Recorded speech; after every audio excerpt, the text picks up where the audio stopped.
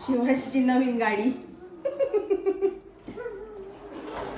हळू पडशील दीदी, पडल ना. बुम बुम बुम, दुसऱ्या गाड्यांची गरजच नाही.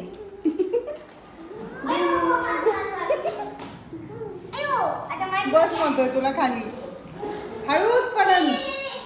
बुम बुम पिप पिप. शिवांची नवीन 4 व्हीलर 2 व्हीलर का मंडळी. तृप्ती मस्त पैकी छान स्केटिंग करायला शिकली बर का, घरातल्या घरात तिच्या मनाने. तिचा तिनेच बॅलन्स धरलाय आणि मस्त खेळत असते घरातल्या घरात.